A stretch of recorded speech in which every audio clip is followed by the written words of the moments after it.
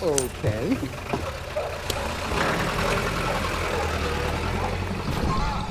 Reason appears to have fallen on hard times. Popular culture plumbs new depths of dump, and political discourse has become a race to the bottom. We're living in an era of scientific creationism, 9/11 conspiracy theories, psychic hotlines, and a resurgence of religious fundamentalism. People who think too well are often accused of elitism. And even in the academy, there are attacks on logocentrism, the crime of letting logic dominate our thinking. But is this necessarily a bad thing?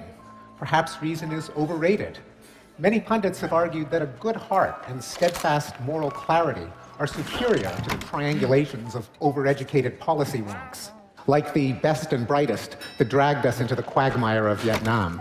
And wasn't it reason that gave us the means to despoil the planet and threaten our species with weapons of mass destruction?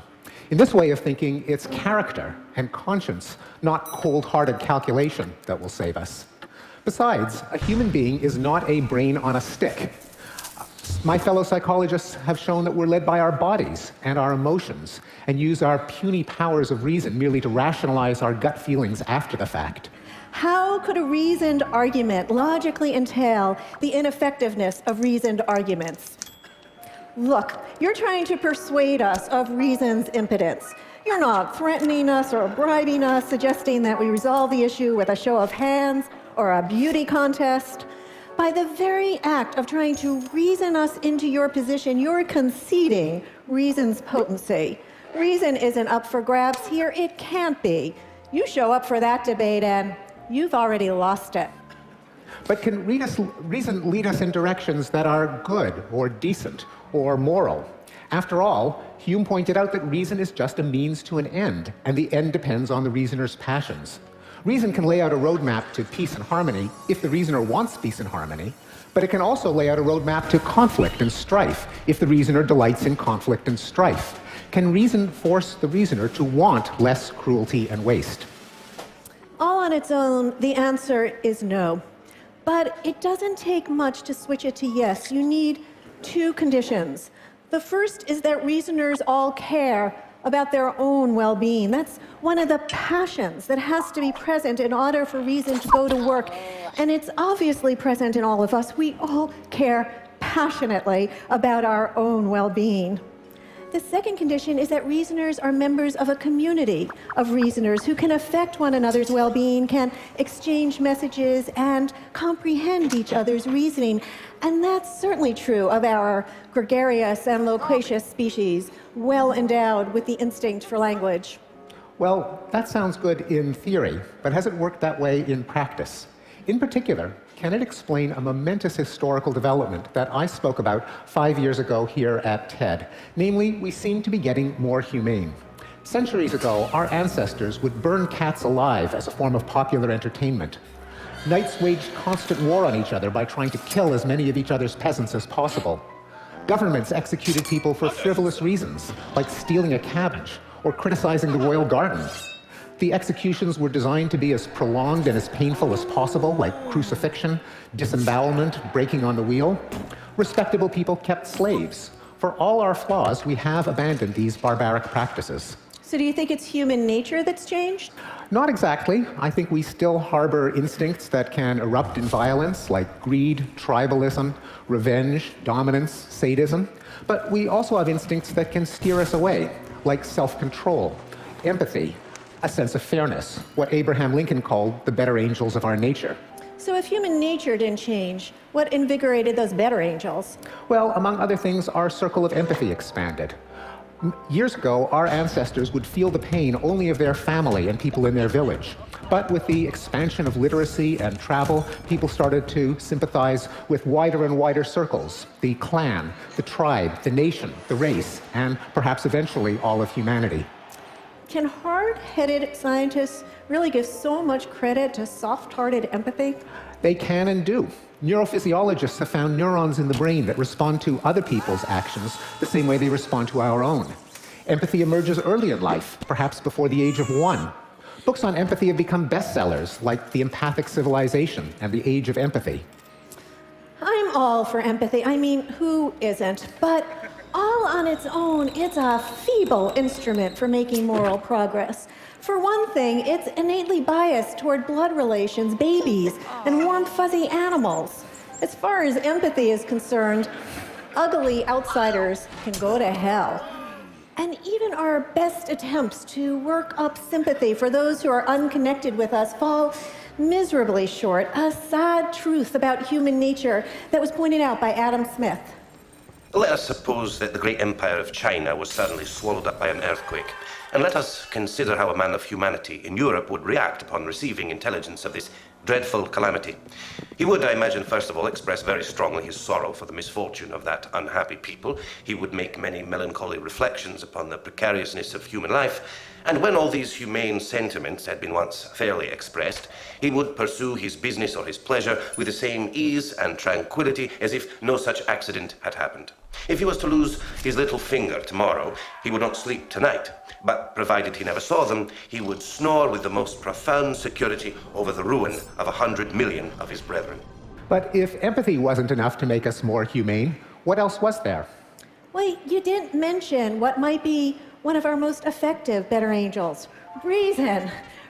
Reason has muscle. It's reason that provides the push to widen that circle of empathy. Every one of the humanitarian developments that you mentioned originated with thinkers who gave reasons for why some practice was indefensible. They demonstrated that the way people treated some particular group of others was logically inconsistent with the way they insisted on being treated themselves. Are you saying that reason can actually change people's minds? Don't people just stick with whatever conviction serves their interests or conforms to the culture that they grew up in? Here's a fascinating fact about us. Contradictions bother us, at least when we're forced to confront them, which is just another way of saying that we are susceptible to reason. And if you look at the history of moral progress, you can trace a direct pathway from reasoned arguments to changes in the way that we actually feel. Time and again, a thinker would lay out an argument as to why some practice was indefensible, irrational, inconsistent with values already held. Their essay would go viral, get translated into many languages, get debated at pubs and coffee houses, at salons, and at dinner parties, and influence leaders, legislators, popular opinion. Eventually, their conclusions get absorbed into the common sense of decency, erasing the tracks of the original argument that had gotten us there. Few of us today feel any need to put forth a rigorous philosophical argument as to why slavery is wrong, or public hangings, or beating children. By now, these things just feel wrong. But just those arguments had to be made, and they were, in centuries past. Are you saying that people needed a step-by-step argument to grasp why something might be a wee bit wrong with burning heretics at the stake? Oh, they did. Here's the French theologian Sébastien Castellio making the case. Calvin says that he is certain, and other sects say that they are. Who shall be judge? If the matter is certain, to whom is it so? To Calvin? But then, why does he write so many books about manifest truth? In view of the uncertainty, we must define the heretic simply as one with whom we disagree. And if then we're going to kill heretics, the logical outcome will be a war of extermination, since each is sure of himself.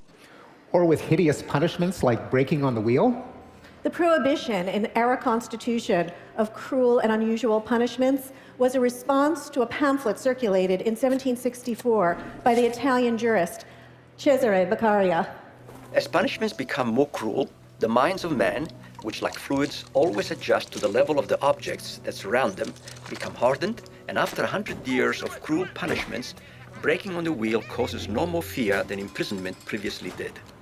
For a punishment to achieve its objective, it is only necessary that the harm that it inflicts outweighs the benefit that derives from the crime.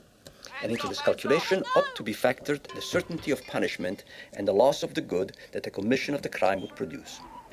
Everything beyond this is superfluous, and therefore tyrannical. But surely anti-war movements depended on mass demonstrations and catchy tunes by folk singers and wrenching photographs of the human costs of war.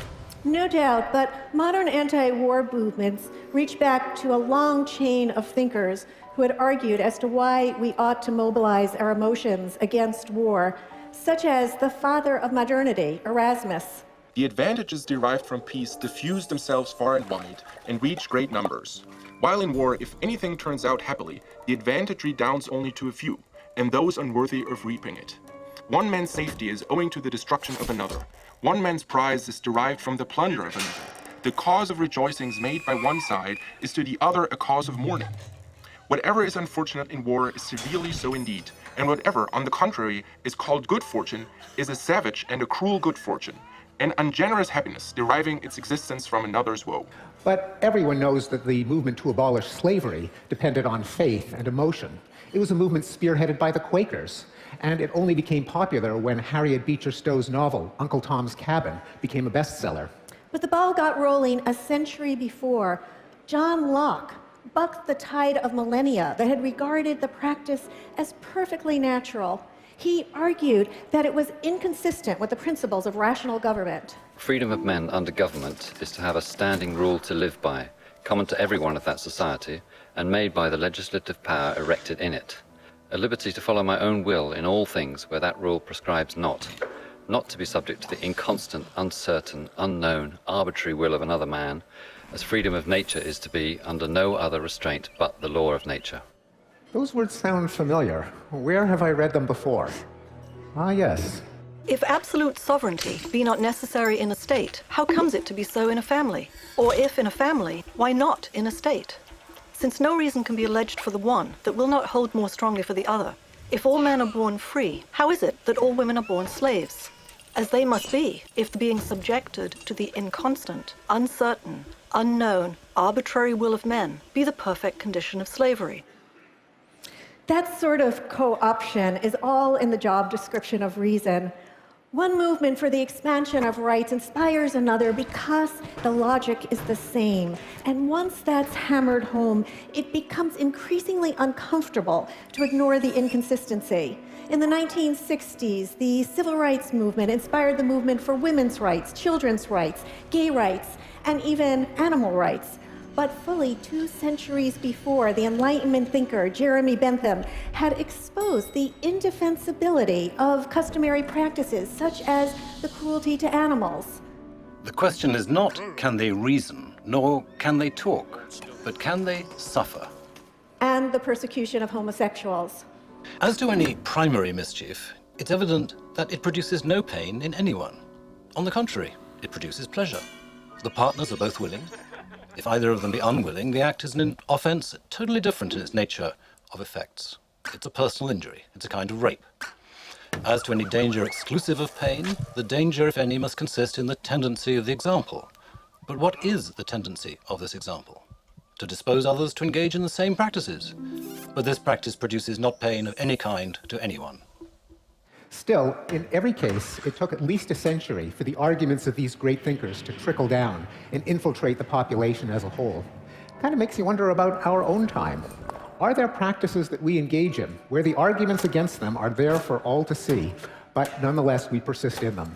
When our great-grandchildren look back at us, will they be as appalled by some of our practices as we are by our slave-owning, heretic-burning, wife-beating, gay-bashing ancestors?